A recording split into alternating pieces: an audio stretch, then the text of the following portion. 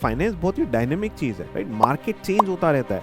आज interest rates ले लो, inflation ले लो, जियोपॉलिटिकल इवेंट्स इतने सारे हो रहे हैं, मतलब सब कुछ इम्पैक्ट करता है। जो FCF है, जो अनलीवर्ड फ्री कैश फ्लो है, this represents cash available to all the investors, जो इक्विटी वालों के लिए भी है और डेट वालों के लिए, दोनों के लिए। अगर आपको वैक पूछा है तो उसके साथ कॉस्ट ऑफ इक्विटी भी आएगा, उसके साथ बीटा भी आएगा, रिस्क फ्री रेट क्या है, मार्केट रिस्क प्रीमियम क्या है, ये सब कनेक्टेड है। आज हम एग्जैक्टली वही डिस्कस करने वाले हैं। What are those common mistakes and how can you fix them.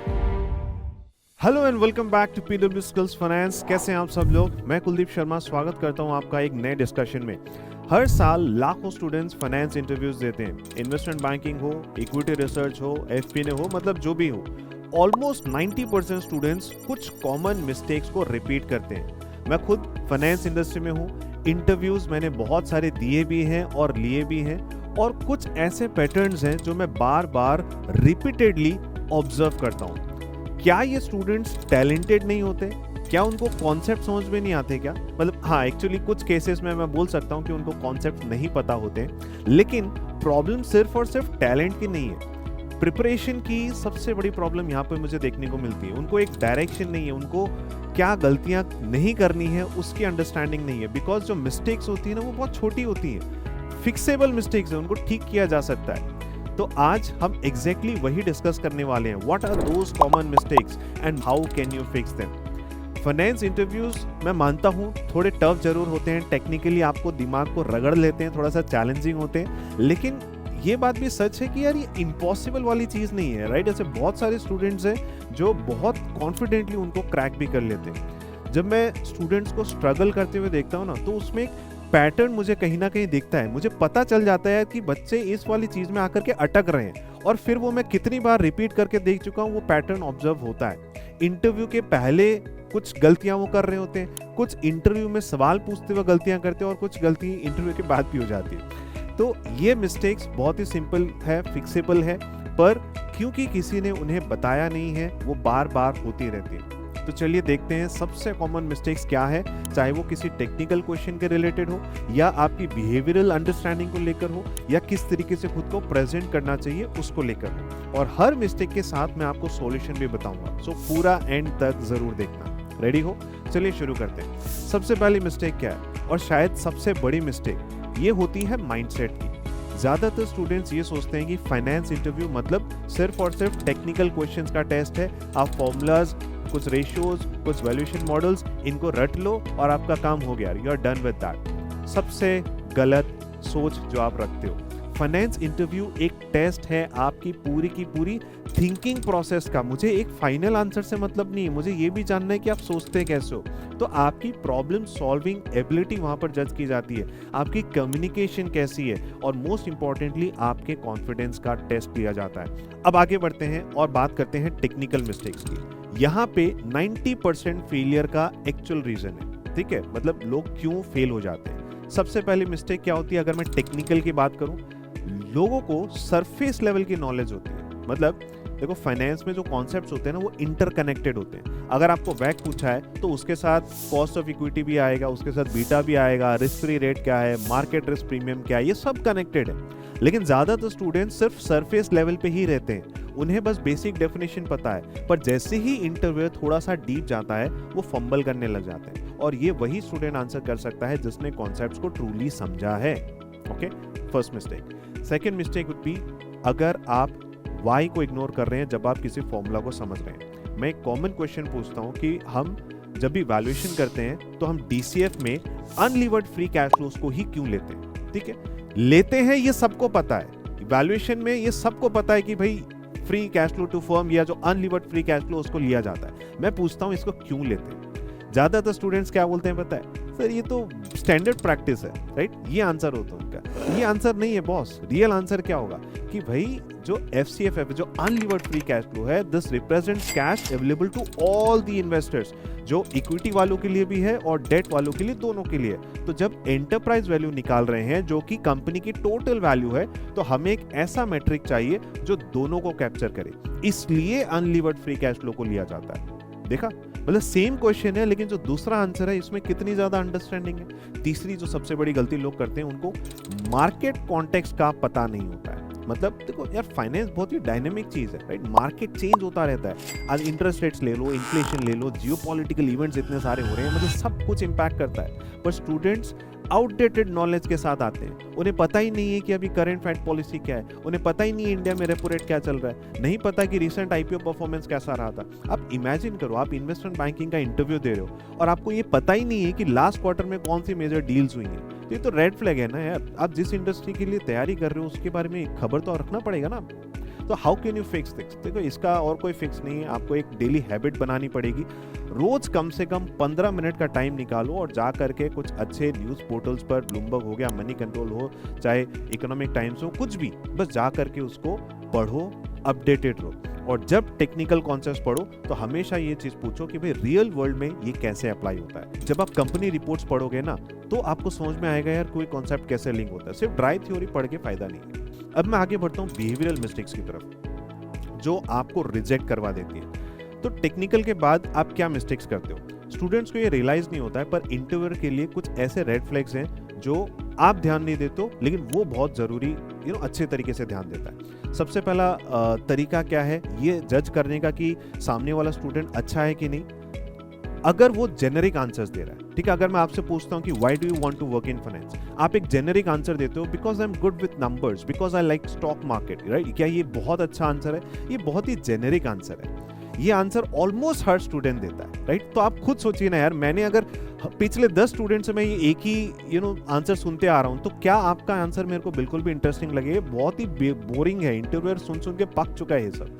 तो इसका बेटर आंसर क्या हो सकता है? इसका बेटर आंसर है आप ऐसा बोलिए कि भाई मेरा इस पर्टिकुलर फील्ड में इंटरेस्ट शुरू हुआ था जब मैंने कोई चीज करी थी, ठीक है, मैंने कोई किसी को देखा था, किसी पर्सन ने मेरे को या तो एक आइडल की तरह लगा कि यार मेरे को ऐसा बनना है, या फिर मैंने कोई डॉक्यूमेंट्री देखी, राइट? बहुत लोग ऐसा बोल सकते हैं कि सर मैंने 2008 का जो फाइनेंशियल क्राइसिस है उसके बारे में मैंने पढ़ा था, या मैंने उस पर कोई डॉक्यूमेंट्री देखी थी, तो मेरे को समझ में आया कि पूरी ग्लोबल इकोनॉमी कैसे हिल सकती है किसी एक फाइनेंशियल प्रोडक्ट को लेकर के। तब मैंने रियलाइज किया कि यार फाइनेंस सिर्फ नंबर्स नहीं है, ये हमारी पूरी इकोनॉमी को, हमारी जिंदगी को इफेक्ट करता है, राइट? तो एज अ अंडर जब मैं ग्रेजुएशन में था तो मैं कॉर्पोरेट फाइनेंस के टॉपिक्स पढ़ रहा था, मैंने वैल्यूएशन को सीखा, मैंने ये समझा कि यार ये सब प्रॉब्लम सॉल्विंग है जो कि बहुत ज़्यादा फैसिनेटिंग है, इसलिए मैं इस फील्ड को चूज करना चाहता हूँ। तो देखो, ये जो आंसर मैंने दिया कि मैं कैसे यहाँ तक पहुँचा, ये बहुत ही स्पेसिफिक है, बहुत ही पर्सनल आंसर है और सामने वाले के लिए बिल्कुल कन्विंसिंग आंसर। मैं ये नहीं बोल रहा कि आप मनगढ़ंत कहानियां बना लो, मैं ये बोल रहा हूं कि आप खुद की लाइफ के साथ एक ऐसा वो हिस्सा निकालो, वो फेज निकालो जिसमें आपको ये चीज दिमाग में क्लिक हुई कि मैं फाइनेंस में क्यों जाना चाहता हूं, और वो आपके लिए पर्सनल हो सकता है। ये कोई एआई आपको ये आंसर नहीं दे सकता ढूंढ के। Okay, don't do that. दूसरी गलती जो लोग करते हैं वो लोग सवाल नहीं पूछते। इंटरव्यू के एंड में आपको हमेशा एक सवाल पूछा जाता है, do you have any questions, कुछ पूछना चाहते हो? तो सबसे बड़ी मिस्टेक लोग क्या करते हैं, no I am good, right, आगे बढ़ो। ये क्या दिखाता है इंटरव्यूअर को पता है? ये दिखाता है डिसइंटरेस्ट, ये दिखाता है कि आपने कोई रिसर्च नहीं करी हुई है, ये दिखाता है कि आप जेन्युइनली बिल्कुल भी क्यूरियस नहीं हो। हमेशा क्वेश्चंस तैयार रखो, इंटेलिजेंट क्वेश्चंस तैयार रखो कि भाई अगर आपके पास में एक एनालिस्ट की तरह ज्वाइन कर लूं तो मैं अभी विजुलाइज करना चाहता हूं, मेरे दिमाग में ये सवाल है, ये क्यूरियोसिटी है कि जब मैं आपकी कंपनी ज्वाइन कर लूंगा तो एज एन एनालिस्ट मैं पूरे दिन भर क्या कर रहा हूंगा, मैं अभी वो विजुलाइज करना चाहता हूं, तो काइंडली मुझे उसमें हेल्प कीजिए। इस तरीके के क्वेश्चंस ये दिखाते हैं कि आप कितने सीरियस हो, राइट? क्योंकि आपने फर्म के बारे में सोचा है, आप उसमें सच में जाना चाहते हैं, इसीलिए आपने ये सब सवाल पूछा है, right? This is very very important and इससे सामने वाला इंप्रेस होता है। तीसरी इंपॉर्टेंट चीज होती है आपकी बॉडी लैंग्वेज। ये बहुत ही सटल चीज है लेकिन बहुत ही पावरफुल चीज है। अगर आपकी एक नर्वस बॉडी लैंग्वेज होगी, आप आई कांटेक्ट नहीं कर पा रहे हो, आप एक ही टोन में बात करते हैं, ठीक है, ना कम ना ज्यादा, एक मोनोटोनस टोन है आपकी, ठीक है, आप कुछ ना कुछ ऐसे फिजिटिंग कर रहे हो, तो भाई ये सब कॉन्शियसली इंटरव्यू को सिग्नल भेजते हैं कि आप कॉन्फिडेंट नहीं हो। और फाइनेंस में कॉन्फिडेंस मैटर करता है क्योंकि कल आपको क्लाइंट के सामने जाकर के प्रेजेंट करना होगा, आपको स्टेक होल्डर्स के सामने जाकर के डिफेंड करना होगा, तो कैसे करोगे? So we need to fix this. And how do you fix this? भाई मॉक इंटरव्यूज करो। क्यों हम कोर्सेज जब कोई भी प्रोग्राम डिजाइन करते हैं तो बच्चे को फाइनल वॉर जोन में भेजने से पहले, इंटरव्यूज में भेजने से पहले ये सब क्यों इतना करवा रहे होते हैं कि भाई मॉक इंटरव्यूज करो, आपका असाइनमेंट दो, फीडबैक लो, उसको इंप्लीमेंट करो, ये सॉफ्ट स्किल्स के सेशंस करो। क्यों ये सब किया जाता है? इसीलिए किया जाता है ताकि आपका कॉन्फिडेंस बिल्ड हो सके, ठीक है। और फिर एक वॉइस मॉड्यूलेशन प्रैक्टिस करो, ये बहुत काम की चीज है। कब तेज बोलना है, कब धीरे बोलना है, राइट, किस तरीके से वर्ड्स को प्रोनाउंस करना है, धीरे से बोलना है, जोर से बोलना है, ये स्टाइल है, ये आर्ट है, ये हमको सीखनी पड़ेगी, ठीक है। लेट मी टेल यू, ये चीज एक दिन में नहीं होती है, ठीक है। आज कैमरे के सामने बोलना हो या फिर एक ऑडिटोरियम में हजारों बच्चों के सामने बोलना हो, आज मैं कॉन्फिडेंटली बोल पाऊंगा, कोई दिक्कत वाली बात नहीं है। लेकिन यही चीज आप मुझे बोलो कि 10 साल पहले कर पाते क्या?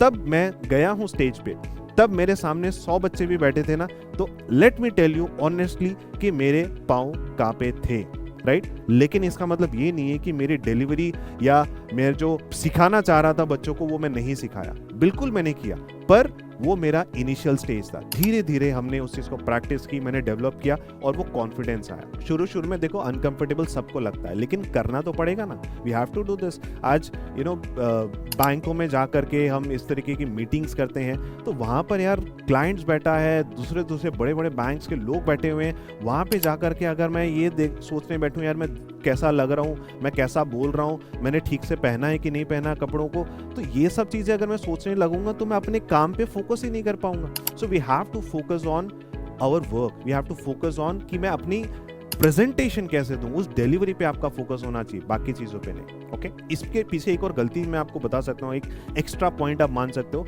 जहां पे आपका फाउंडेशन वीक होता है ना, वहां पे आपकी जो प्रिपरेशन है ना उसमें कमी सामने आ जाती है, ठीक है। तो प्रिपरेशन लेवल पे हम किस तरीके की मिस्टेक्स करते हैं मैं आपको वो बताता हूँ। सबसे पहले मिस्टेक ये होती है यार, हम इंटरव्यू के लिए ना बहुत लेट शुरू करते हैं। आप मतलब ज़्यादातर स्टूडेंट्स जो होते हैं वो कुछ दिन पहले, एक हफ्ते पहले शुरू कर रहे होते हैं अपने इंटरव्यू की तैयारी। भाई एक हफ्ता पहले तैयारी करना काफ़ी नहीं होता है, आपको कुछ कॉन्सेप्ट्स को ना इंटरनलाइज करना पड़ता है, एकदम प्रैक्टिस करना पड़ता है, जड़ से करंट अफेयर्स को फॉलो करना पड़ता है। आइडियली अगर किसी जॉब के लिए आप जाने वाले हो तो आप अगर 2 से 3 महीने, इनफैक्ट 3 से 4 महीने अगर लेकर के चल रहे हो ना, तो आपके पास एक सेफ्टी क्वेश्चन है कि यार मैं मैनेज कर लूंगा तैयारी को, ठीक है। This is very important. दूसरी इंपॉर्टेंट चीज होती है केस स्टडीज को डिस्कस करना।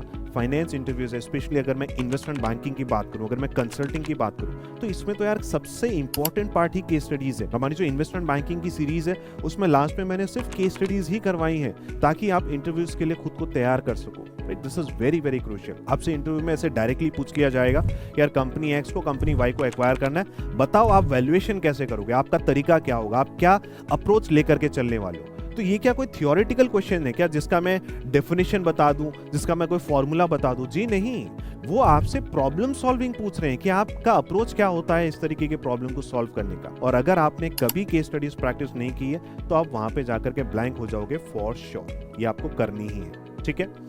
अगली मिस्टेक जो होती है, लोग सॉफ्ट स्किल्स को इग्नोर करते हैं। वो ये अज्यूम करते हैं कि भाई finance interview is all about technical, right, कि टेक्निकल सवाल हमसे पूछे जाएंगे, पर एक्चुअली सॉफ्ट स्किल्स वहां पर इक्वली इंपॉर्टेंट होती है। आपकी जो कम्युनिकेशन है, टीम वर्क भी टेस्ट किया जाता है, लीडरशिप स्किल्स हो गई, टाइम मैनेजमेंट स्किल्स हो गई। अगर आप टेक्निकल जीनियस हो पर अगर आप कम्युनिकेट नहीं कर पाते हो ना, तो आप शायद हायर नहीं होगे, क्योंकि आप लोगों के साथ घुल मिल नहीं पाओगे, आप उनके साथ काम नहीं कर पाओगे। तो इसको कैसे फिक्स करना है? भाई इसको फिक्स करना पड़ेगा, आपको एक स्ट्रक्चर्ड प्रिपरेशन प्लान बनाना पड़ेगा। पहले अपना एक पूरा स्ट्रक्चर कर लो कि मैं सबसे पहले कोर कॉन्सेप्ट्स पढ़ूंगा, फिर फाइनेंशियल स्टेटमेंट्स, फिर रेशियोज, फिर वैल्यूएशन के बेसिक्स, राइट। तो ये मेरा लेयर 1 हो गया। उसके बाद अगला स्टेप लूंगा, अब मैं एडवांस टॉपिक्स की तरफ जाऊंगा। भाई डीसीएफ क्या है, एलबीओ क्या है, राइट, उसके मॉडल्स क्या है, मर्जर मॉडल्स में क्या चीजें होती हैं, क्या टर्म्स यूज होते हैं, वो सब जाकर के अब मैं स्टडी करूंगा। उसके बाद और नेक्स्ट लेवल पे क्या कर सकते हैं, अब आप केस स्टडीज की तरफ जाओ, अब आप मॉक इंटरव्यूज प्रैक्टिस करो, राइट। और जब आप ये सब चीजें कर रहे हैं ना, तो थ्रू आउट आपको करंट अफेयर्स को पढ़ना है, कंपनी की रिसर्च करनी है, आपकी जो बिहेवियरल प्रिपरेशन है वो होनी चाहिए, राइट। तो आपकी एक पूरी स्ट्रैटेजी के साथ आपको उतरना पड़ेगा, ठीक है। ये कोई मजाक नहीं है, आपका कैरियर बनने वाला है इसके बेसिस पर। You have to be very very serious. आपको ऐसा लगता है ना कि मैं कुछ फॉर्मूलाज हैं जो भूल जाता हूँ, रेशियोज भूल जाता हूँ, कोई कॉन्सेप्ट है मुझे याद नहीं रहता है, तो भैया अपनी एक शीट बना लो ना, उस शीट में जाकर के सारी चीजें लिख लो और एक जगह पे लिख लो, ताकि इंटरव्यू से पहले आप बिल्कुल एक क्विक रिविजन कर पाओ। Okay, this is very important. And जब फाइनली आप इंटरव्यू के लिए जाना है तो लास्ट मिनट में क्या ब्लंडर करते हैं लोग पता है? ओवर कॉन्फिडेंस या अंडर कॉन्फिडेंस, ये दोनों में से एक चीज उनको खा जाती है। आपको एक बैलेंस मेंटेन करना पड़ेगा। जो ओवर कॉन्फिडेंस स्टूडेंट्स होते हैं ना, वो तो फिर हमको एरोगेंट लगते हैं, तो वो लोग फिर वैसे पीछे हो जाते हैं। और जो अंडर कॉन्फिडेंस स्टूडेंट्स है, जो उनको कॉन्सेप्चुअल अंडरस्टैंडिंग अच्छी है, वो टेक्निकली साउंड बंदा है, लेकिन वो बहुत ही अंडर कॉन्फिडेंट आंसर करता है, तो भाई वो फिर हमको ऐसा लगता है कि यार ये शायद इनकॉम्पिटेंट है, राइट। आपको एक मिडिल ग्राउंड ढूंढना पड़ेगा। आपको कॉन्फिडेंस तो दिखाना है, लेकिन साथ में हम्बल भी रहना है। ओके, दूसरी चीज जो मैं देखता हूँ, लोग असल में कई बार ऐसा होता है कि अच्छे से सुनते नहीं है, बिकॉज हो सकता है ऑब्वियस रीजन है कि वहां पे वो नर्वस होते हैं। अब नर्वस होने की वजह से स्टूडेंट क्वेश्चन प्रॉपर्ली सुन नहीं पाते हैं। जब क्वेश्चन ही ठीक से नहीं सुना तो उसका आंसर वो रॉन्ग दे देते हैं। तो आपको हमेशा एक पॉज लेना चाहिए, ठीक है। क्वेश्चन खत्म होते ही, ऐसी कोई रेस नहीं है कि 1 सेकंड के अंदर मुझे कुछ बोलना पड़ेगा। मीटिंग जो इंटरव्यू चल रहा है उसमें पॉज नहीं हो सकते, उसमें साइलेंस नहीं हो सकती, ऐसा कोई रूल नहीं है। तो एक पॉज आप ले सकते हो, आप क्वेश्चन को समझ सकते हैं, फिर आपको आंसर देना है। अगर आपको क्लैरिटी नहीं है तो भैया पोलाइटली आप क्लैरिफाई कर लो ना, कि जस्ट टू कंफर्म आप यही पूछ रहे हैं, राइट, आप यही चाहते हैं, तो फिर आप उसका आंसर देना शुरू कर सकते हैं, राइट। कुछ लोग हैं कि भाई बहुत जल्दी गिव अप कर जाते हैं, राइट। आपका कोई टफ क्वेश्चन आ गया, आपको आंसर नहीं आता है, तो ज्यादातर लोग क्या करते हैं, sorry I don't, rather than directly surrendering कि भाई मुझे नहीं आता है, राइट, जो करना है कर लो, ऐसा नहीं करना चाहिए। आपको एक बेटर अप्रोच मैं बताता हूँ, you should think out loud. मतलब फाइनल आंसर तक शायद आप ना पहुंच पाओ, लेकिन आप अपना अप्रोच तो शेयर कर सकते हो ना, कि ऐसा होना चाहिए। I need to learn it more deeply. मैं अभी श्योरली नहीं बता सकता, पर ये मेरा थॉट प्रोसेस है। ये दिखाता है कि आप प्रॉब्लम सॉल्विंग करते कैसे हो, आप प्रेशर को कैसे हैंडल करते हो, right. This is very important, because कई बार फाइनल आंसर तक पहुंचना जरूरी नहीं होता है, पर वो फाइनल आंसर तक पहुंचने के लिए आपके दिमाग में क्या चीजें चल रही हैं, अगर वो मैं इंटरव्यूअर के साथ शेयर कर सकता हूं कि भाई इसके सोचने का तरीका तो लॉजिकल है, ये कॉन्सेप्ट अभी इसको पता नहीं है, इसको और डीपली पढ़ना पड़ेगा, पर इसका सोचने का तरीका लॉजिकल है, ये चीज भी अगर मैंने सामने वाले को कन्वे कर दी ना, तो उस क्वेश्चन में भी मैं पूरे नंबर ले जाऊंगा। This is important. Okay, so again मैं बोल रहा हूँ, फाइनेंस इंटरव्यूज टफ होते हैं, लेकिन इम्पॉसिबल नहीं होते हैं। किसी भी टॉप फॉर्म में आप लगा लो, राइट, कोई बहुत बड़ी पोजीशन पे पहुंचा हुआ है, वो भी तो कभी आपकी जगह पे था ना, वो भी तो कभी नर्वस था ना, वो भी तो कभी गलतियां करता था ना, पर डिफरेंस क्या है, ये है कि भाई उन्होंने सीखा, उन्होंने इंप्रूव किया। तो अगर आप भी प्रिपेयर कर रहे हो या फिर आप प्लान कर रहे हो कि मुझे फाइनेंस में जाना है, तो फिर याद रखो, फेलियर सक्सेस का ऑपोजिट नहीं है, it is part of success.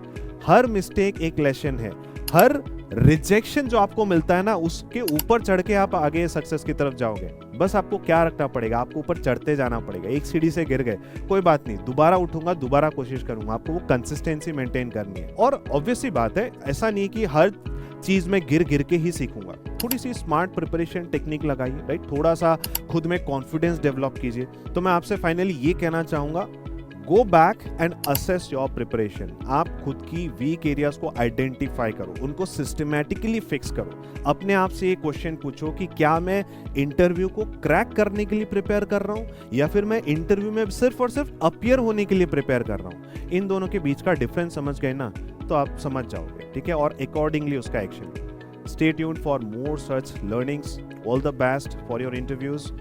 जय हिंद, मिलते हैं अगले वीडियो में।